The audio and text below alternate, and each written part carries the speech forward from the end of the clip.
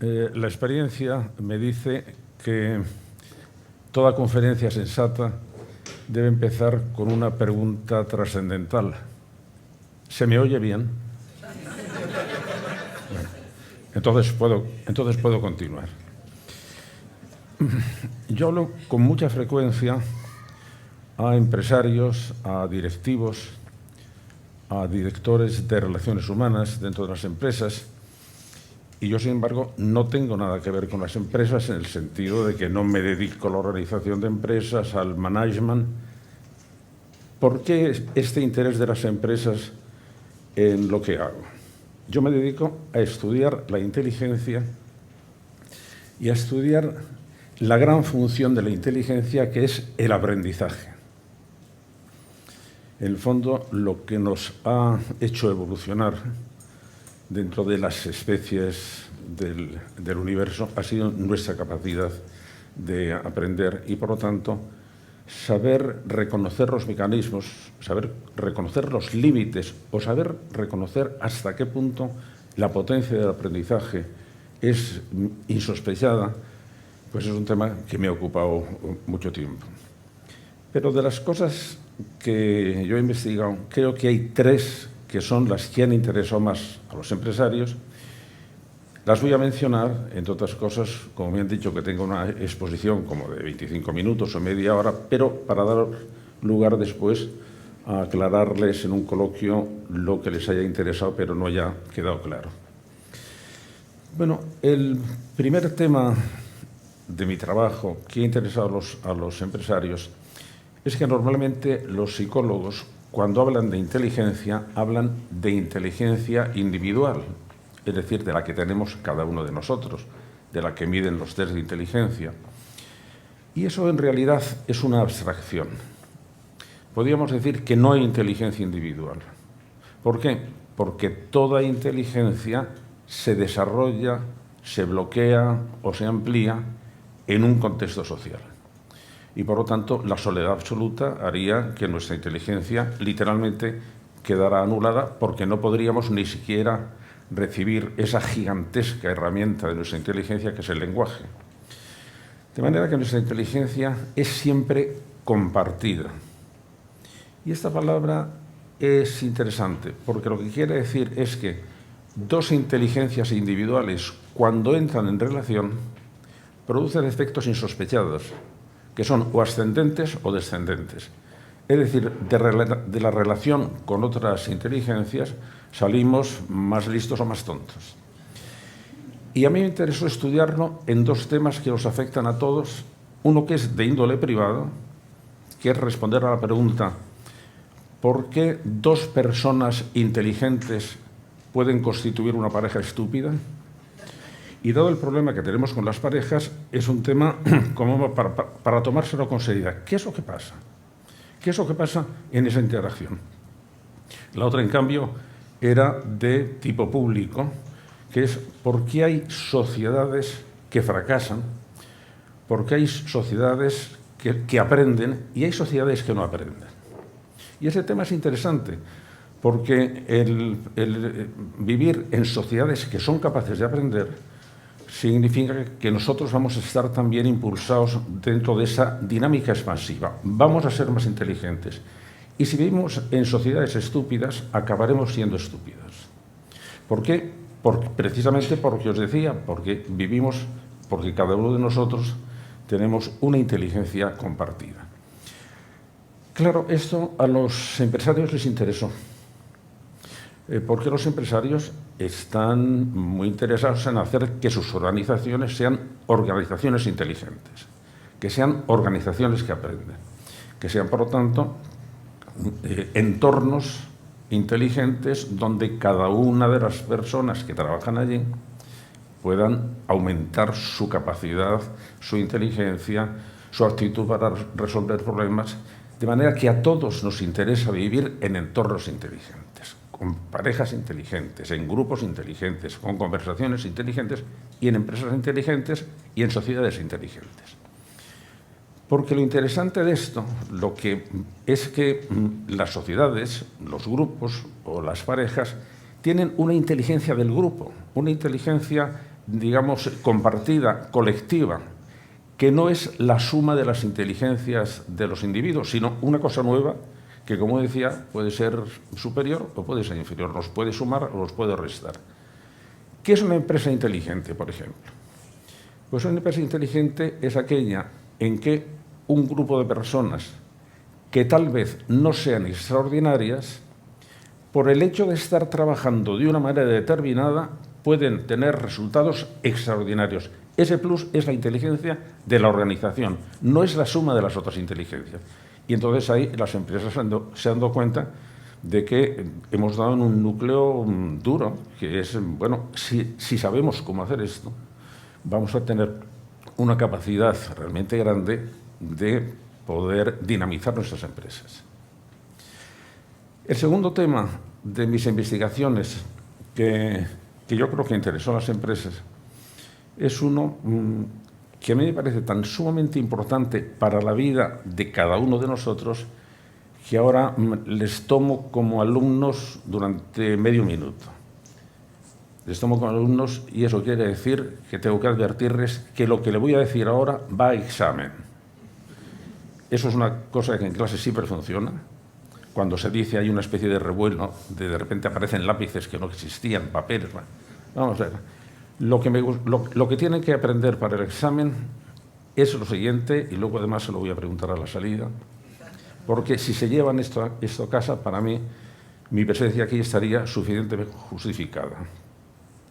Es lo que he enunciado como la ley universal del aprendizaje, que dice lo siguiente: toda persona, todo grupo, toda organización, toda empresa o toda sociedad, para sobrevivir, necesita aprender al menos a la misma velocidad con la que cambia el entorno. Y si quiere progresar, a más velocidad. Y es una ley absolutamente implacable, de eso no se libra nadie, y estamos en unos entornos que cambian muy rápidamente. Y eso significa que todos vamos a tener que aprender muy rápidamente. Y el problema está en saber exactamente qué es lo que tenemos que aprender. Esto en el caso de las empresas es tan notable que en algunas grandes empresas, sobre todo americanas, se ha creado un puesto que normalmente suele depender directamente de la dirección, que se llama Chief Learning Officer, que es el director general de aprendizaje. Es decir, esta empresa tiene que aprender y tiene que aprender esto. ¿Por qué? Porque si no nos quedamos fuera. ¿A alguno de ustedes se les pidió si querían aprender a manejar un ordenador? No. Lo que se les dijo es o aprenden o están en la calle. Y se acabó el asunto. Y es así de implacable. De manera que la ley universal del aprendizaje va a estar actuando en nuestra vida siempre y a partir de ahora muy acelerada, y por lo tanto tenemos que tener en cuenta que no es verdad que hayamos entrado en la edad de la informática, en la edad digital, en la edad de la tecnología. No, donde hemos entrado es en la edad del aprendizaje. Y que no aprenda se va a quedar absolutamente marginado.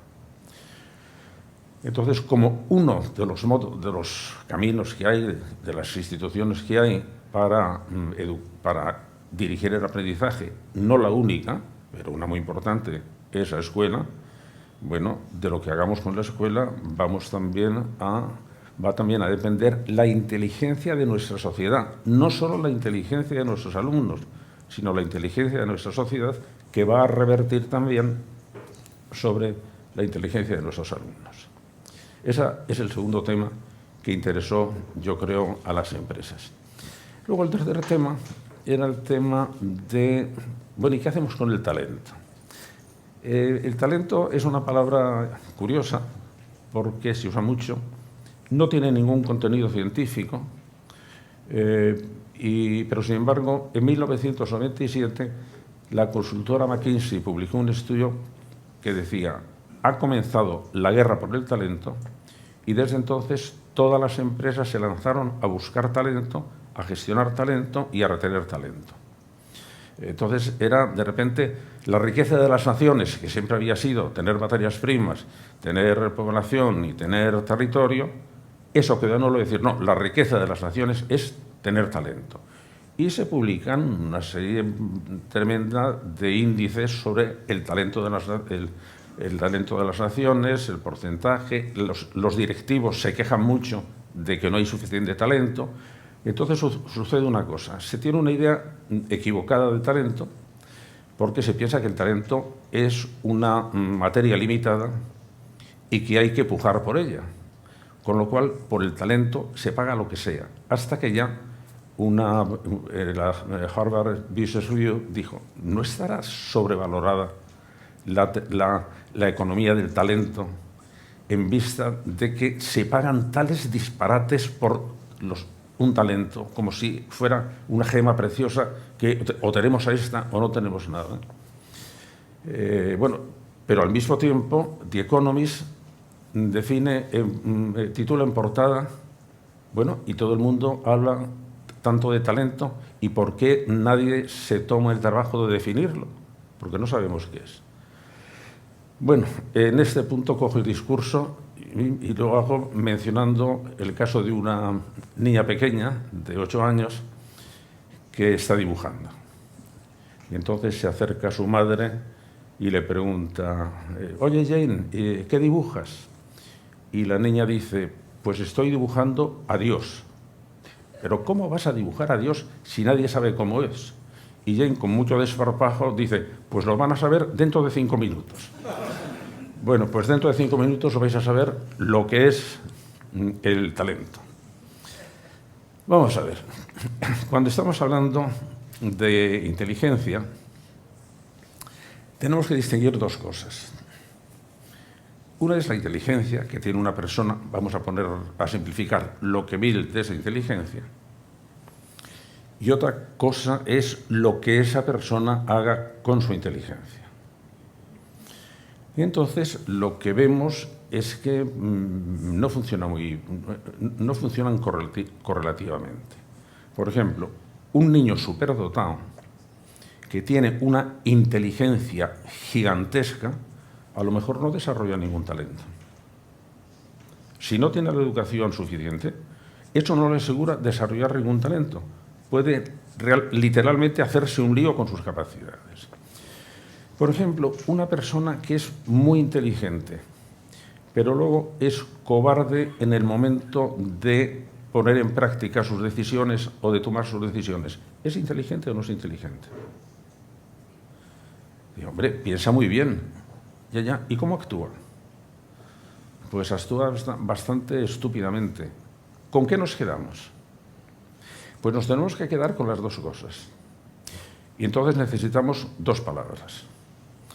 Inteligencia son las aptitudes que tiene una persona, que son medibles por los test de inteligencia, y al modo brillante, exitoso, eficiente que tiene esa persona, vamos a llamarle talento. El paso de la inteligencia al talento es también obra de la educación. Antes de la educación no hay talento, hay solo inteligencia en bruto. De manera que una de las funciones de la educación es, vamos a ver cómo creamos talento. Y eso forma parte de una nueva idea de inteligencia en la que yo también he colaborado a que vaya calando, que la inteligencia no es la capacidad de pensar bien.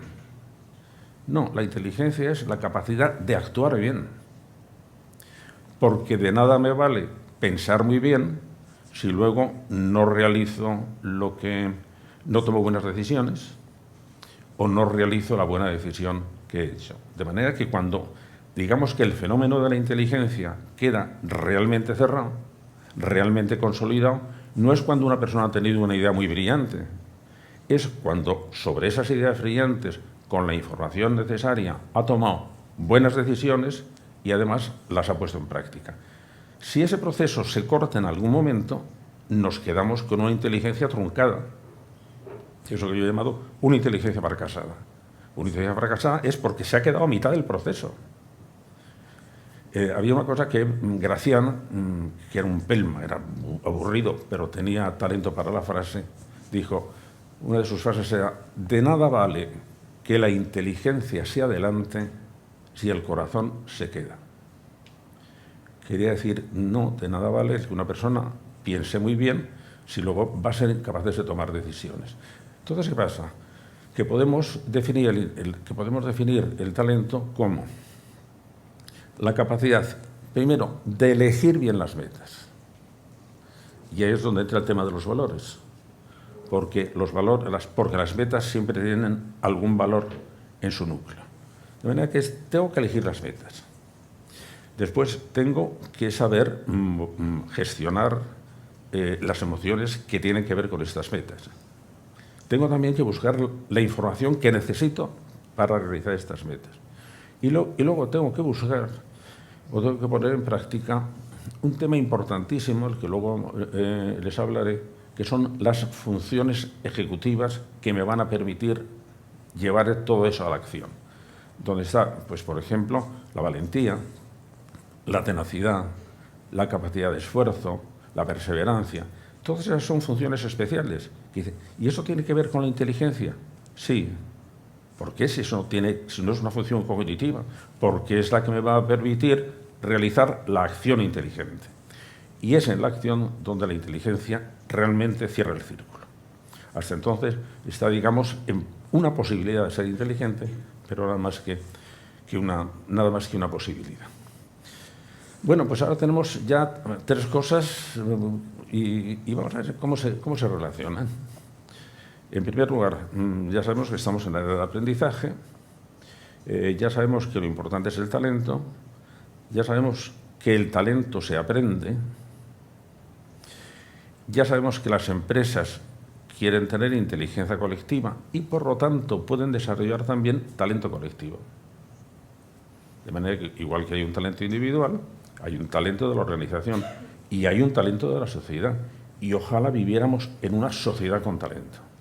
Quiere decir, que eligiera bien las metas y que tuviera la información necesaria, que fuera capaz de movilizar las emociones convenientes y que tuviera esa capacidad ejecutiva de decir, y esto lo voy a hacer.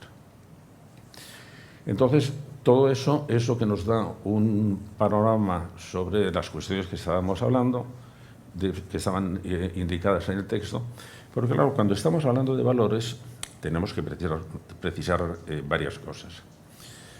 Aunque todos los que veo aquí son ustedes muy jóvenes, pero comprenderán algo que tienen que quererme porque pasó a mi generación. A nuestra generación no nos educaron en valores. ¿Cómo no? Que eran unos amorales, unos inmorales. No. La palabra valor, en el sentido de valores morales, no existía. Eso la estaba formando una escuela filosófica muy potente en Alemania, la Escuela de la Filosofía de los Valores, con Max Scheler, y que luego aquí los trajo Ortega. No era una palabra que estuviera, digamos, en el léxico normal. Bueno, entonces, ¿en qué se nos educaba? Se nos educaba en virtudes, que era otra cosa distinta. ¿Por qué? Porque las virtudes no son como los valores conceptos, el concepto de justicia, el concepto de verdad. No. Las virtudes eran hábitos operativos, es decir, formas de hacer cosas. Y por lo tanto, entraban también dentro de la acción. Y por lo tanto, sí formaban parte. Había, desde la época de los griegos, había las virtudes intelectuales, que era saber pensar bien. Había también las virtudes de la acción, que era ser justos. Y había también las virtudes morales, que era seguir o saber realizar acciones que fueran moralmente buenas. De manera que los valores son los conceptos que dirigen nuestros hábitos operativos, que dirigen nuestras acciones. Son, digamos, el incentivo que nos mueve a la acción. Pero entonces tenemos que saber, como parte de la meta, tenemos que saber elegir los valores que nos van a dirigir nuestros proyectos y por lo tanto, que en último término son los que van a decidir si somos inteligentes o no somos inteligentes. ¿Por qué? Porque depende del valor, depende de los valores que elijamos. Y ahí aparece una cosa interesante sobre la que yo creo que meditamos poco. A mí me gusta decir, cuando estoy en congresos científicos, es decir, cuando sé quién me está escuchando, suelo decir una cosa que sé que va a sonar a tontería, pero quiero siempre enunciarla de la manera más escandalosa, precisamente para despertar un debate. ¿Qué es lo que digo? Es la gran creación de la inteligencia humana no es la ciencia, no es el arte, no es la tecnología. La gran creación de la inteligencia humana es la bondad. Entonces, los expertos en inteligencia me vienen diciendo, usted es imbécil. Si una persona buena es lo más cercano a un borderline, en castellano, por ejemplo, bueno, ese buen hombre. Cuando decimos ese buen hombre, es decir, pues bueno, sí, está en el límite. Entonces, es cuando les explico por qué lo digo. Vamos a ver. ¿Qué es? Ahora es como si fueran los asistentes a un congreso de psicólogos especialistas en inteligencia. ¿Cuál es una de las funciones principales de la inteligencia? Resolver problemas. Efectivamente, la inteligencia plantea y resuelve problemas. Bueno, si eso es así, la inteligencia, el grado superior o inferior de inteligencia dependerá de la importancia del problema, de la dificultad del problema y de la capacidad de resolver el problema. De manera que a problemas más complejos, resueltos, inteligencia de más alto nivel. ¿Hasta ahí estamos de acuerdo? Sí. Paso siguiente. Bueno, ¿y cuáles son los problemas más difíciles con que se enfrenta la especie humana? Los que tienen que ver con la dignidad de la persona y con la felicidad. Bueno, ¿y quién se encarga de tratar esos dos temas? Bueno, de tratar esos dos temas se encarga lo que tradicionalmente llamamos ética, que es lo que nos dice, vamos, esta es la solución más eficaz que hemos encontrado para los problemas que afectan a la convivencia, que eso es lo que hace la ética. Bueno, pero tened en cuenta que con saber esa solución no basta, hay que ponerla en práctica. Entonces, a la buena resolución de un problema que afecta a la dignidad o a la felicidad, que es lo que llamamos ética, cuando se realiza, es cuando hablamos de bondad. De manera que la bondad no es una cosa de decir qué buenos sentimientos tiene. No, la bondad es una cosa muy dura, que es yo he descubierto cuál es la mejor solución para este problema y estoy dispuesto a ponerla en práctica. Así que estamos hablando, digamos, de una cosa seria. Entonces, ¿qué es lo que ocurre? Que nos enfrentamos con que tendríamos que hablar de dos tipos de inteligencia, teniendo, después de todo lo que les he dicho, una persona muy egoísta, entonces, ¿es inteligente? Sí, es inteligente para él. Lo que pasa es que nosotros lo que debemos tener en cuenta, por todo lo que les he explicado antes, es que lo que nos interesa no es que haya una persona inteligente, es que haya sociedades inteligentes. Y cuando una persona, la solución egoísta de un problema, tiene que ponerla en relación con la solución egoísta de otro problema, de otra persona, entonces las cosas empiezan a ponerse feas.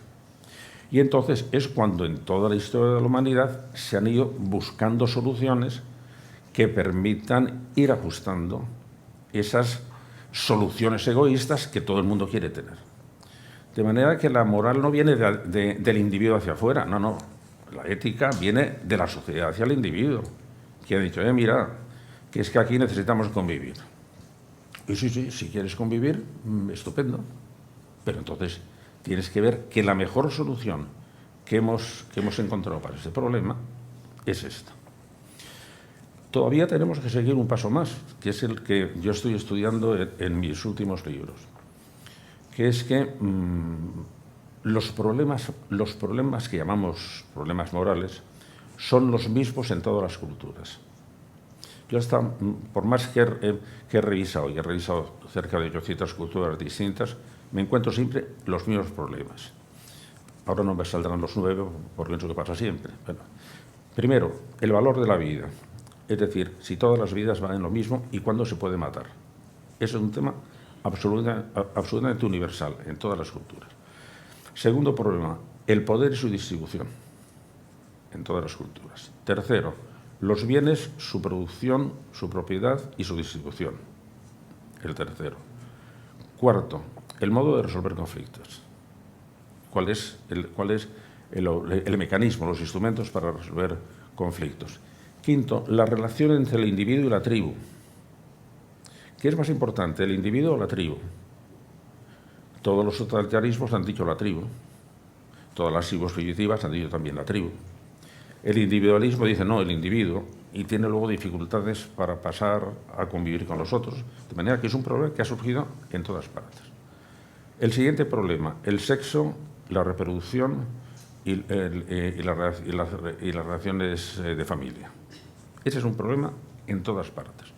El siguiente, el trato a los débiles, a los enfermos, a las viudas, a los huérfanos, que se decía en la Biblia. El siguiente, el trato a los extranjeros, que es un problema en todas partes. Y ya, el último, la relación con la muerte, con los dioses o con la otra vida. Entonces, esos 9 problemas están en todas partes.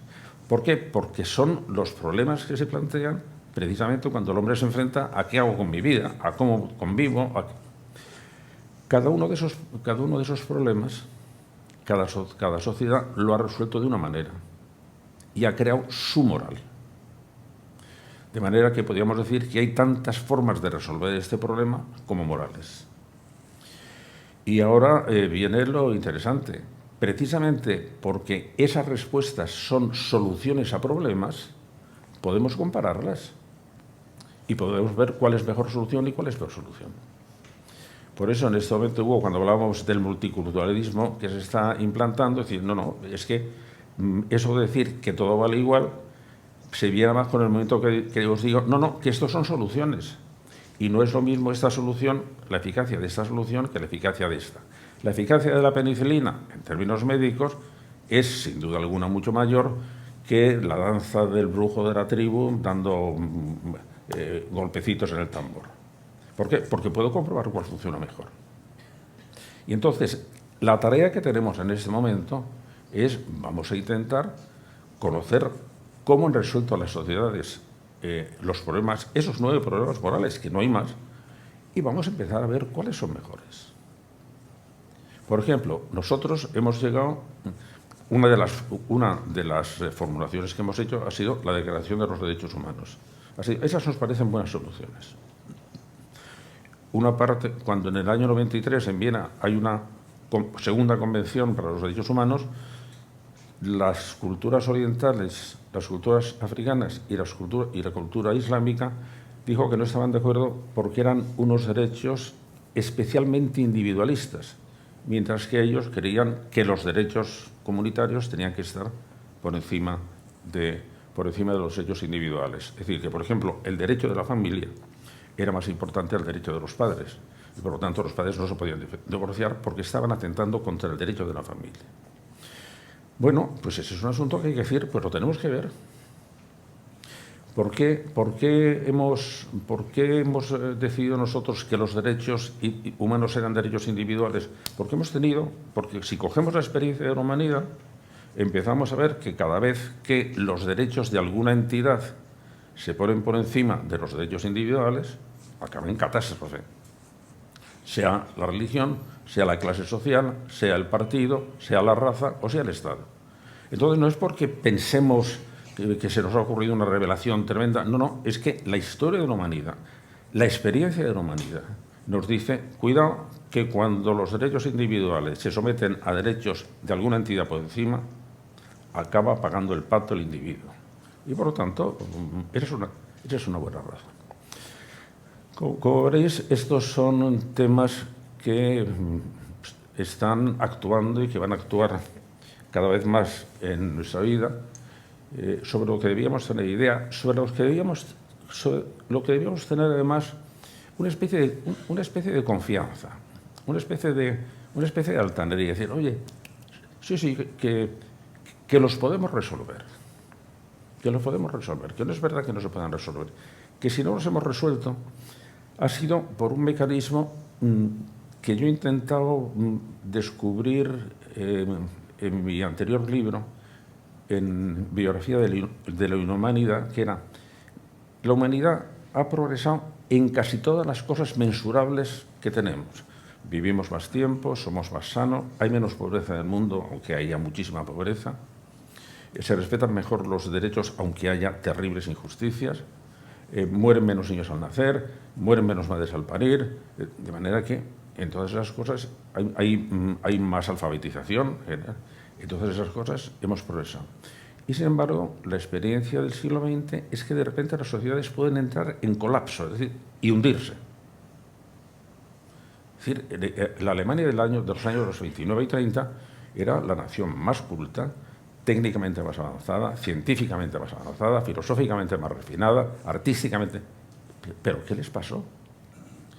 ¿Qué les pasó para producir esa especie de colapso en que acabaron haciendo atrocidades? ¿Pero qué pasó con las dos hambrunas, una con Stalin y otra con Mao Zedong, en la que murieron 50 millones de personas, y que murieron con dos guerras civiles y con dos guerras mundiales? ¿Y qué pasó con los genocidios desde el armenio hasta el de Ruanda? ¿Qué nos pasa? ¿Qué nos pasa? ¿Por qué de repente se hunde todo el sistema de derechos, todo el sistema de obligaciones morales, y nos convertimos literalmente en bestias? Bueno, pues lo que tenemos que descubrir es cuáles son esos mecanismos. Es decir, ¿por qué razón no hemos acabado de consolidarnos como especies éticamente dignas? ¿Qué es lo que nos pasa? ¿Cómo deberíamos introducir esto dentro de la educación para dar estabilidad a nuestro futuro? Tenemos un caso importantísimo y muy cercano ahora en Ucrania. ¿Qué está pasando en Ucrania? Pero bueno, pensar que estamos ahora todavía diciendo que a lo mejor hay una bomba atómica, que a lo mejor hay una guerra mundial, pero es que no aprendemos. Claro, el tener la reflexión sobre todas estas cosas y comprender cuáles son los mecanismos, yo tengo la esperanza de que nos enseñe a prevenirlos. Es una esperanza, incluso contra toda esperanza, dado que una de las características del ser humano, y no es como para echar cohetes, es que somos el único animal que tropieza 7 veces en la misma piedra. Bueno, con que pudiéramos tropezar solo 6, a lo mejor ya teníamos un progreso. Bueno, este es el marco de los temas que quería plantear. Y ahora, aunque os veo muy agotados, si hay alguna pregunta, pues si sé contestar, la contesto.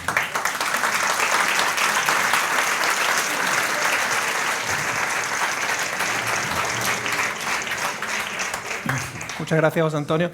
Yo creo que al final las expectativas de todos los que hemos venido se ven claramente cubiertas y estoy seguro que va a haber un turno de preguntas y que casi nos va a faltar tiempo, ¿no? Porque estamos seguros que con las cabezas llenas de conceptos, de ideas. Yo, por abrir el fuego, y seguro que ya veo por aquí voluntarios que ahora iremos pasando el micrófono al que quiera hacer preguntas, te plantearía una cuestión que a mí me han surgido muchas cosas oyéndote, pero hay una que es la clave del talento, o la primera clave es elegir bien las metas, y para elegir bien las metas son importantes los valores. Y conceptualmente es una frase casi hecha, pero que se oye, se está perdiendo la educación en valores. Que no sé muy bien qué quiere decir eso, no, pero se dice, si se pierden los valores, se pierde la buena elección de las metas y por lo tanto fracasa el talento. Bueno, vamos a precisar, porque os habéis dado cuenta de que todo el mundo habla de valores, pero pasa lo mismo que con el talento. No se define qué son los valores. Así que, de nuevo, estáis en la escuela y esto va a examen. Llamamos valores aquellos aspectos de las cosas, de las personas, de los comportamientos, que les hacen ser atractivos o repulsivos, bellos o feos, útiles o inútiles, buenos y malos. Es decir, valores es todo aquello que tiene una respuesta afectiva en el ser humano. Y una parte de esos valores son económicos y otra parte de esos valores, los que afectan, como os decía antes, a los temas de la felicidad y de la dignidad del ser humano, son los que llamamos valores morales. De manera que los valores son unas características de las cosas o de las personas que nos producen una respuesta afectiva y que pueden tocar distintos puntos del comportamiento.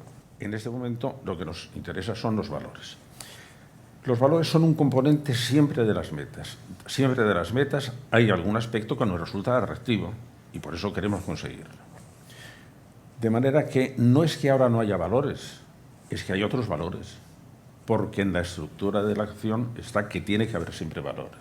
Lo que tenemos que hacer, y es ahí donde se demuestra de la inteligencia, es vamos a elegir bien los valores, porque si no, como la acción va a estar dirigida por valores, entonces la acción, si elegimos mal, va a ser una acción que puede ser muy estúpida, o muy cruel, o muy fanática, o muy...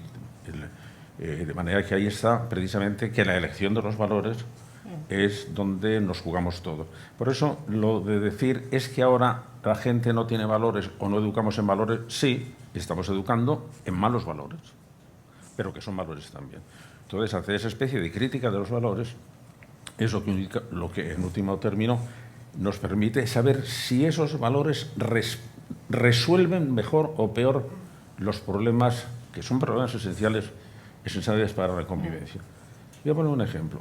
Cuando se coge uno de esos problemas, que son los problemas de la organización familiar, entonces es una gozada para los antropólogos porque solo hay 4 soluciones. Entonces es una mujer con varios maridos, un hombre con varias mujeres, el matrimonio permanente o el matrimonio sucesivo. Y no hay más soluciones.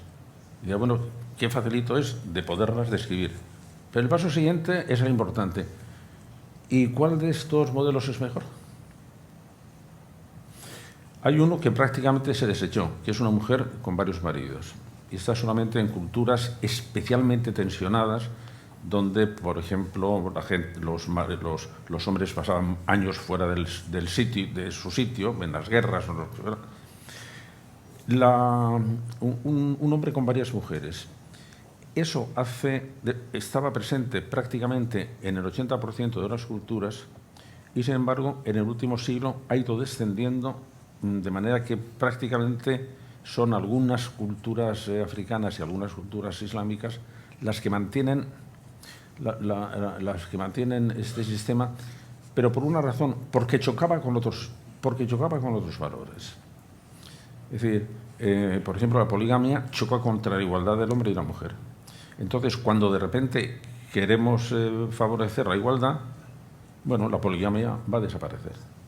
¿Por qué? Porque estamos precisamente en ese juego de valores, en ese juego de soluciones. Tenemos que intentar solucionar todas las cosas.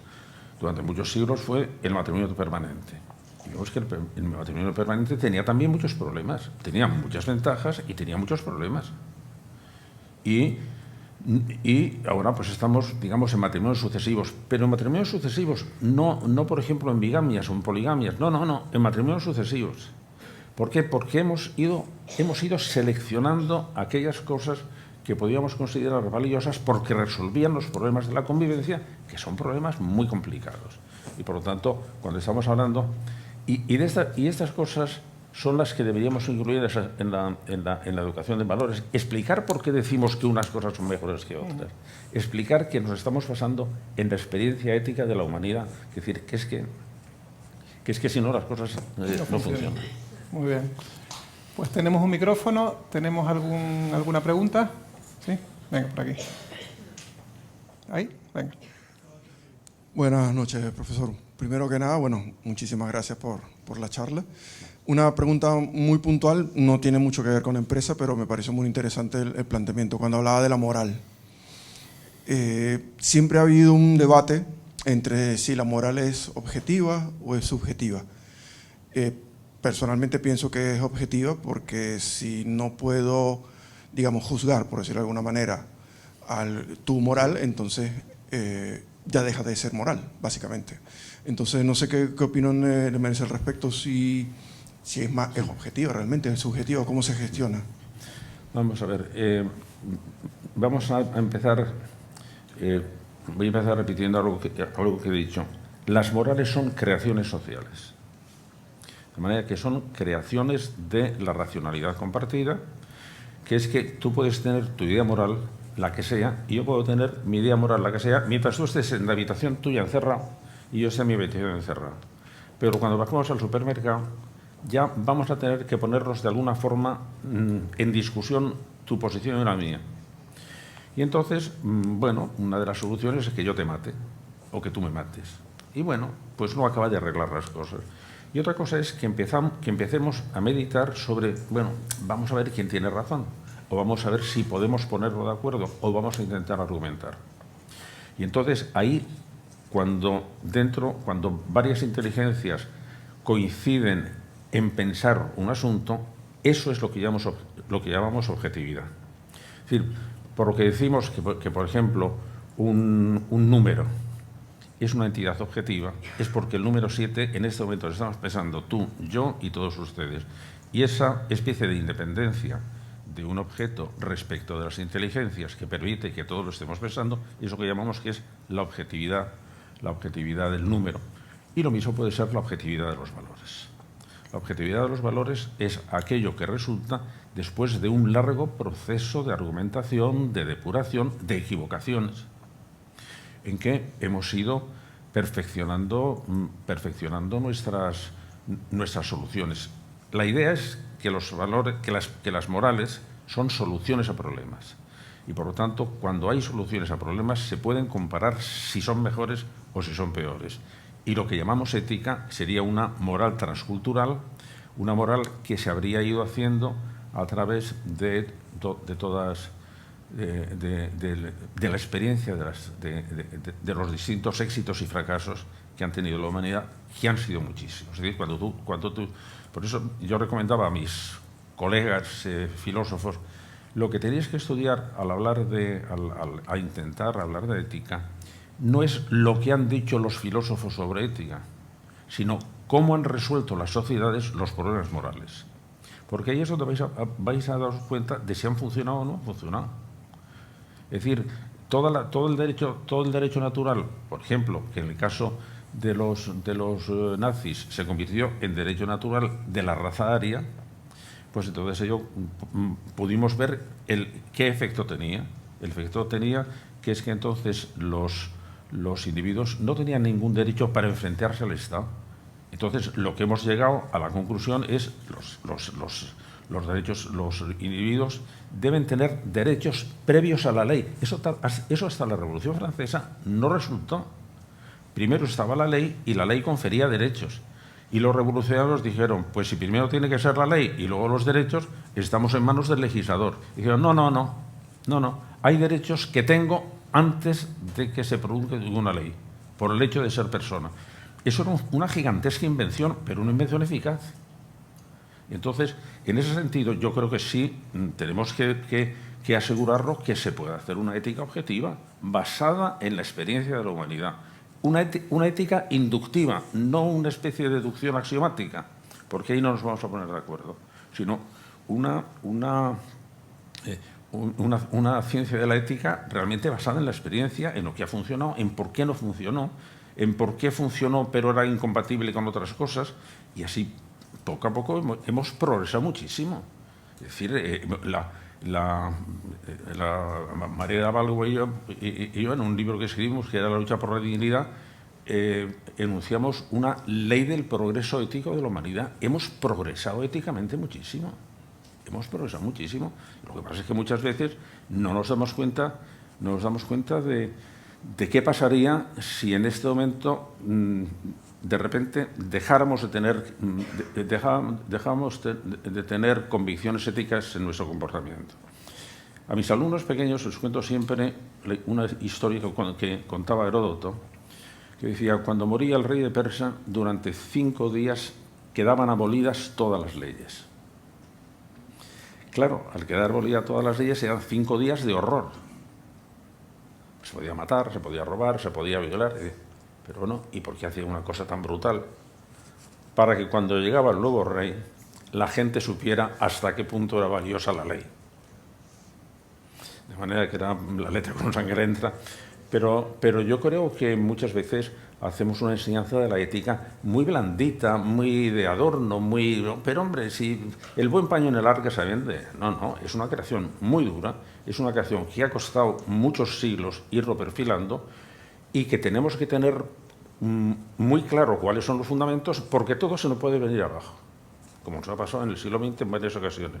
De manera que todo el ámbito de los derechos que nos parecen tan seguros, como son creaciones que hemos hecho para solucionar problemas, funcionan mientras que nosotros queremos que funcionen. Y como estamos en un foro económico, voy a poner un ejemplo. ¿Cuál es la realidad del dinero? ¿Qué tipo de realidad tiene el dinero? ¿Objetiva o subjetiva? Dicen, bueno, no, el dinero es, pues no lo sé, porque sí, si yo saco un billete, ese billete tiene una realidad física, pero eso no vale como dinero si no hay una intención de todos vosotros de utilizarlo como medio de pago. Entonces, la realidad del dinero es una realidad simbólica. Este papelito funciona como dinero mientras haya el consenso suficiente para que digáis eso es dinero, y si no desaparece.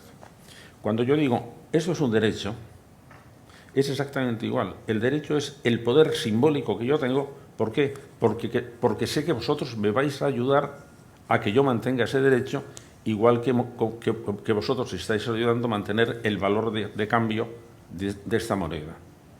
Y claro que el dinero vale para hacer muchas cosas reales, y claro que el derecho, aunque sean poderes simbólicos, vale para hacer muchas cosas reales.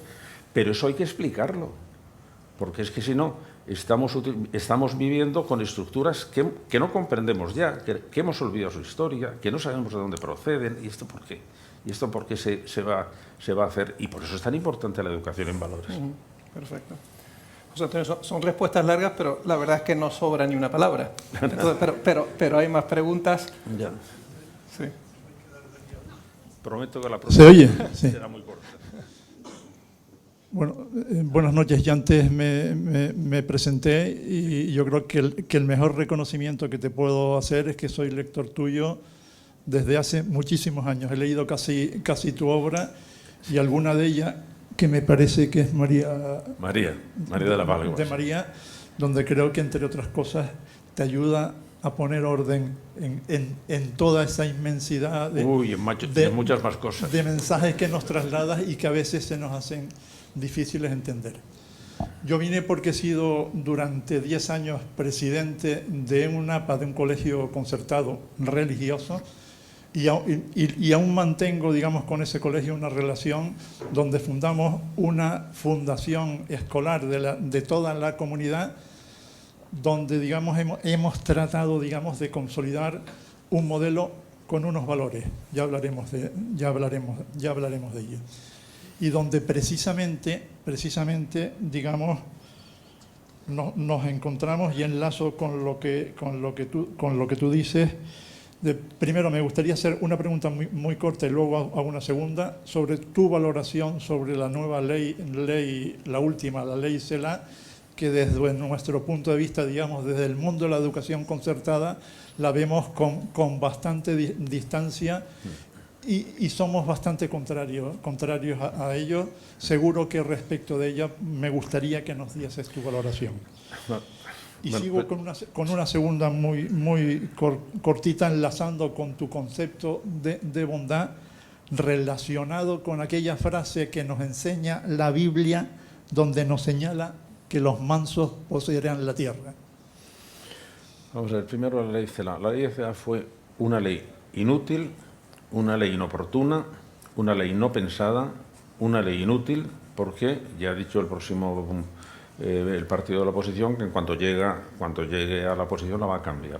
De manera que estaremos otra vez en esta especie de giro de leyes en que nadie se las toma ya en serio, pero que sin embargo produce una perturbación y un desánimo en el mundo educativo absolutamente tremendo. De manera que eso, después tenía unas cosas buenas y tenía algunas cosas muy tontas y algunas cosas muy malas. Pero respecto de un tema que a mí me interesa, que es el tema de los colegios concertados, ya sabes que haya sido... tampoco han dicho nada claro. De repente lo mantenían, de repente lo iban a quitar, de repente... Bueno, hay que tener en cuenta que la solución de los colegios concertados fue una solución de Felipe González, fue una solución socialista, y que es una solución que podía haber funcionado muy bien, pero que los directores, que los profesionales de los colegios concertados defienden muy mal. Defienden muy mal porque no se han dado cuenta, porque se han metido en la polémica de colegios religiosos, colegios no religiosos. En los colegios concertados no se gana dinero. Hubo una especie de trampa, de corruptela entre los colegios y el Estado, que era el Estado, la valoración que hacía por precio de alumno en los colegios públicos era mayor que la valoración que hacía de alumno en colegios concertados, con lo cual se ahorraba mucho dinero. Pero claro, los colegios concertados decían que con esa cantidad, si no puede funcionar un colegio público, no puede funcionar un colegio privado. Y entonces el Estado dijo, bueno, está prohibido, pero búsqueselo usted como pueda. No cobre, porque eso está prohibido por la ley, pero si tiene alguna forma de buscar ingresos, pues búsquelo. Y eso era abrir el paso a todo tipo de corruptelas, y muchas corruptelas grandes que han desprestigiado una ley, que era una buena ley, que era la ley de colegios concertados, la ley de centros concertados. Y que, por lo tanto, lo que había que volver a decir es, sí, colegios concertados sí. ¿Por qué? Porque si tenemos dos sistemas de enseñanza con financiación estatal, con las mismas leyes, podemos comparar si uno lo hace mejor que otro. De manera que tenemos una forma de poder comparar, pero tienen que jugar con las mismas leyes. Y las mismas leyes es, no hay selección del alumnado y no se cobra ni una peseta dentro de los colegios concertados. Y entonces es cuando para eso el Estado tiene que dar la misma asignación por alumno a los colegios concertados que a los colegios públicos. Esta ley pasaba por eso. Como esta ley pasaba por una cosa que es absolutamente imprescindible, no va a mejorar la educación mientras no mejore la formación del profesorado. Y de la formación del profesorado, una vez más, no se decía nada. Pero sobre todo es el sentimiento de decir, pero si esto no valía para nada. Respecto de la otra pregunta, bueno, cuando se dice que los mansos poseerán la tierra, eso está dicho dentro de un marco providencialista, que es decir, porque Dios va a hacer que los mansos gobiernen la tierra. A mí me gustaría decir ojalá los buenos poseyeran la tierra, pero eso no está garantizado en absoluto. No está garantizado en absoluto, salvo que desarrollemos la suficiente inteligencia colectiva para decir, mira, esto lo hemos resuelto. Igual que hemos resuelto otros problemas, que hemos resuelto muchísimos problemas. ¿Por qué no íbamos, por ejemplo, por qué no hemos resuelto el problema de la guerra? Pues porque todos los problemas que hemos conseguido resolver respecto de enfrentamientos violentos dentro de las naciones con legislaciones nacionales, hemos sido incapaces de poner en práctica en derecho internacional de naciones contra naciones y mientras en los problemas, digamos, internacionales somos bastante, digamos, civilizados, en los problemas internacionales sigue funcionando la ley de la selva, el fuerte se come al chico y no hay nada que decir. Y mientras no intentemos ver cómo podemos pasar de lo que sabemos que ha funcionado en las dimensiones nacionales a hacer un derecho internacional, con lo cual tienes que luchar contra todos los tipos de nacionalismos, con la especie de soberbia del poder, con el imperialismo en todo el mundo, con la admiración al poder que seguimos teniendo todos. Mientras vayamos quitando eso, no haremos el gran salto. Por ejemplo, el primer paso no es de recibo que en el Consejo de Seguridad de las Naciones Unidas sigan teniendo derecho de veto 5 naciones. ¿Por qué? Porque bloquean todas las cosas. Es que eso no lo aceptaríamos en el Congreso de una nación, no. ¿Por qué en un Congreso internacional no? Porque las relaciones de poder siguen absolutamente vigentes. Y por lo tanto las soluciones acabarán siendo soluciones violentas. Muy bien. Pues yo creo que, José Antonio, sí. Damos tiempo a una última pregunta rápida. Venga. Bueno, veo que estás aclamado. También han sido una pregunta sencillita, la de Cela sencillita, la otra se las trae, ¿eh? Bueno, pues una pregunta más relacionada con el entorno empresarial canario. Como usted sabrá, bueno, en Canarias estamos muy dedicados al servicio, ¿no?, a la empresa de servicio. Y bueno, primero decirle que estoy muy de acuerdo con el tema que ha dicho usted de las personas bondadosas y buenas personas. Yo creo que en Canarias tendemos a ser muy bondadosos y buenas personas.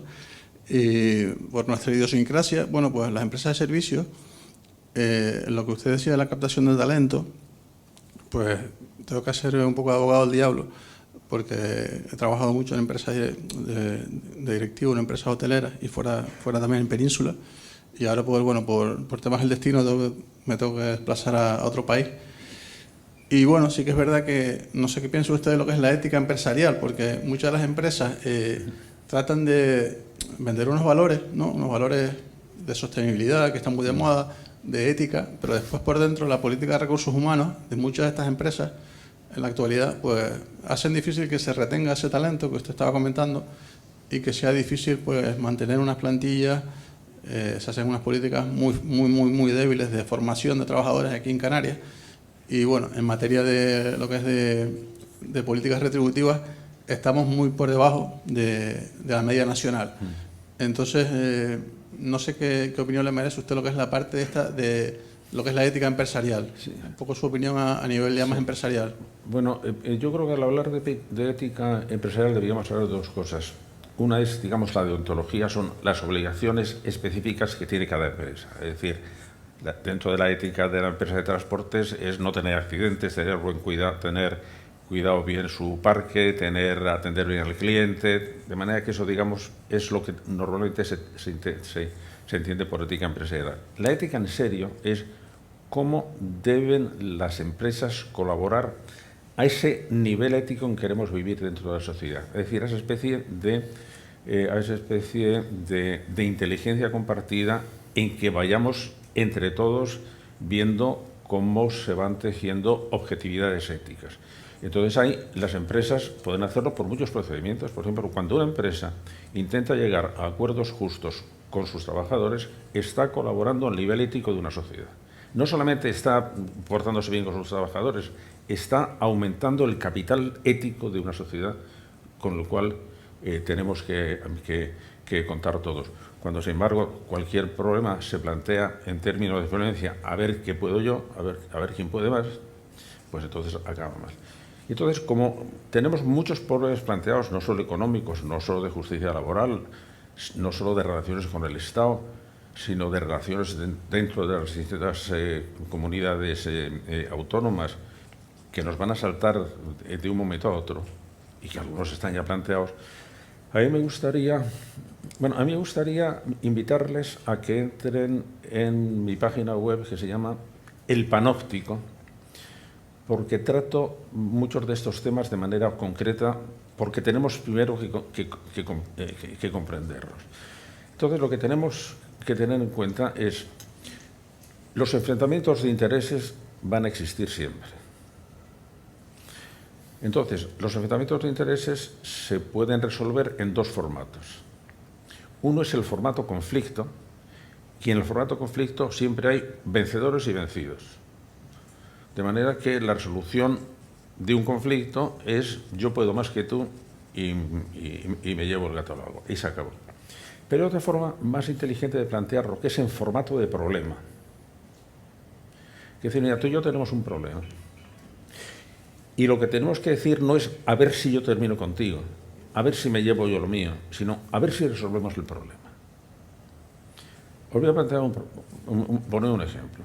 El enfrentamiento entre Cataluña o el País Vasco con, digamos, el Estado español. El problema de la independencia. Ahí hay un conflicto de intereses, un triple conflicto de intereses. Hay catalanes que quieren independizarse, hay catalanes que no quieren independizarse y hay una Constitución que dice estos son los límites. Bueno, hasta ahora los problemas independentistas se han planteado siempre en términos de conflicto. Es, si puedo, termino el problema. Es decir, eso es lo que pasó, por ejemplo, en el momento de Franco. Se acabó el problema, este problema no se plantea. pero cuando se resuelve, cuando se plantean en términos de conflicto, los problemas y los enfrentamientos se terminan, pero no se resuelven, vuelven a salir otra vez. En cambio, cuando dices, mira, sí, tenemos un problema, ¿y cuál es el problema? Que unos catalanes quieren independizarse, que otros catalanes no quieren independizarse y que vivimos una Constitución que pone unas leyes muy estrictas. Y ese es un problema. Y no se trata de que ganes tú y los demás ganemos, perdamos, sino que tenemos un problema que tenemos que resolver. Vamos a resolverlo. Y esa es la inteligencia política. Y esa puede ser la inteligencia justa. Es decir, si es que es un problema, ¿cuál es el problema? Pues el problema está que tenemos que ver cómo las ganancias se reparten de una manera justa, que tenemos que ver cómo en momentos tener más flexibilidad para en momentos en que una empresa tenga dificultades de venta se pueda reducir la carga de trabajo sin despedir a la gente, pues porque despedir a la gente es una cosa muy tremenda. Es buscar soluciones y la inteligencia lo que hace es buscar soluciones. Resolver conflictos es un ejercicio de fuerza. Mira, puedo yo más que tú y te vas a jorobar. Y eso, antes o después, el que primero ha sido jorobado dirá, en cuanto pueda te jorobo. De manera que no al formato conflicto y sí al formato problema. Y en el formato problema es una cuestión pues, de tanteos, de ver cuál es la mejor solución, de ver qué cosas que no funcionaban. Fíjate tú, por ejemplo, cuando empezó a hablarse de un salario mínimo garantizado, o de no me sabe la palabra cómo se llama, de una renta mínima garantizada, dije, esto es un disparate, esto es imposible. Oye, ya empiezan a tenerlo algunos países. De manera que decir, seguro que era tan imposible. No habría que ver exactamente, tantear si es una solución o no es una solución, ver los pros y los contras, ver. Ahora salió el problema de los concertados. Lo que hay que ver es, ¿podemos hacer unos colegios concertados que no tengan absolutamente ninguna otra fuente de financiación que el Estado? Sí, adelante. No, se suspende el concierto. Y ya está, vamos a enfrentarnos con eso. Pero no, tenemos la tendencia a decir, vamos a plantearlo todo en términos del conflicto. Y eso es una lucha de poder, una lucha de fuerza. El más fuerte se va a quedar con él, se va a llevar el gato al agua. Y de lo que estamos haciendo al intentar crear el sistema de derechos es precisamente en que no sea siempre la fuerza real quien se lleva el gato al agua, que sea la fuerza simbólica del derecho. Y por lo tanto, en estos problemas lo que tenemos que decir, vamos a ver si somos capaces de hacer un derecho que sea un derecho más justo, porque resuelva mejor los problemas, porque resuelva problemas que dejen a salvo los valores fundamentales, que dejen a salvo la satisfacción de la gente, que protejan a la gente y protejan a las empresas también. Pero eso hace un esfuerzo, para eso necesitamos poner en marcha la inteligencia, y es que somos muy perezosos. José Antonio, pues muchas gracias. En la EDE nos gusta presumir de que cumplimos las agendas y los horarios. Lamentablemente, unas veces cuesta más que otras. Hoy es uno de esos días porque solo ver las caras y nos quedamos con ganas de más, con lo cual habrá que intentar repetir en cuanto podamos. Muchas gracias por tu brillante exposición y por tus respuestas. Y hay una mala noticia, que es que acabamos, y una buena, que es que tenemos un cóctel en el que podemos seguir hablando todos de estos temas. Con lo cual, José Antonio, muchas gracias por tu visita. Bueno, gracias.